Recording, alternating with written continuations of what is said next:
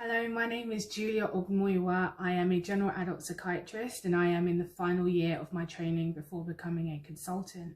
I work for South London and Maudsley NHS Foundation Trust, and I was born and raised in the UK, but I identify as being a Nigerian. Both my parents are Nigerian, and I'm very proud of my heritage, and it makes up so much of my identity. I like to celebrate my own culture and the culture of others, and I enjoy being able to represent a minority in mental health services, especially at a medical level and at a senior level. As someone that works in mental health, there are many barriers that I face. I think the biggest is the stigma surrounding mental health. I think that has improved in recent times, with more people openly talking about mental health and people recognizing that there is no health without mental health. I think particularly during the pandemic, there's been more of a focus on self-care and how people are coping emotionally, which is actually nice to see. But I think working in South London and Maudsley, we have quite a high density population of Black and minority ethnic individuals. And I think particularly within those communities, there is even more stigma and even more of a barrier to engagement with mental health services. So this is one of the reasons I founded an organisation called Colourful Minds. It's a non-profit organisation, and we do health education and health promotion to communities local to us to try to reduce stigma surrounding mental health and mental illness. It's also been really rewarding to be in a position to be able to advocate for the needs of my local community, to listen to what the community want, what they need, and to be able to support the trust I work for in trying to bridge that gap and that disconnect between people from minority ethnic backgrounds and mental health services. It's been a really challenging time working as a doctor during the pandemic, particularly in a community that is very densely populated with people from minority ethnic backgrounds, seeing how adversely impacted those communities have been.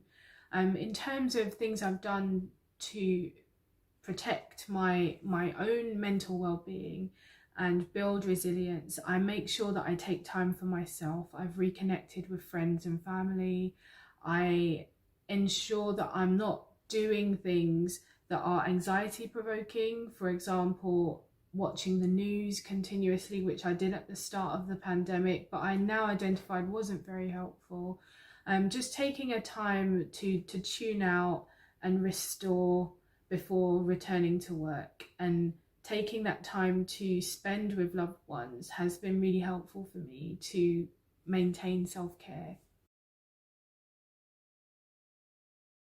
Psychiatrists and mental health professionals could potentially play a really important role in thinking about the mental health of Black people.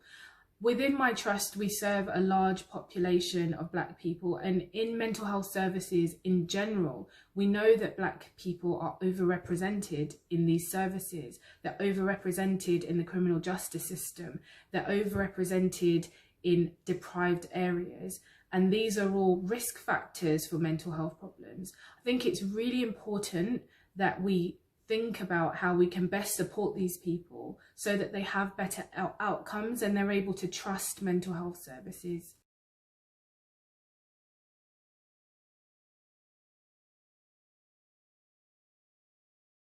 The death of George Floyd and Breonna Taylor and so many others impacted me so profoundly in a way that I did not anticipate. I genuinely felt as though I was in mourning for people I had never met, but I understood their struggle, and it changed me. It changed me in a really positive way because it made me feel empowered to speak about injustices, and it made me feel that it's time to start holding organisations to account, organisations that are systemically and institutionally racist need to be held to account, and we need to work with them to address these issues. I don't think this is the role of Black people to take on, but I think we can play an important role in facilitating this change. It's everybody's problem. It's not a problem for just Black people or just white people. It's everybody's problem. And we really need to come together to try and address these injustices and these issues.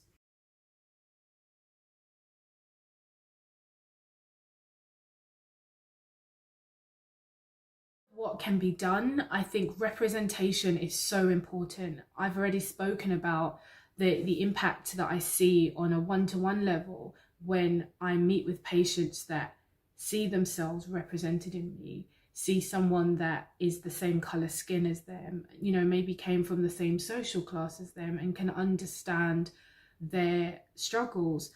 So I think it is important that we make sure that there is representation in senior leadership at senior levels of mental health organizations so that they can bring their perspectives to address these inequalities and these health disparities.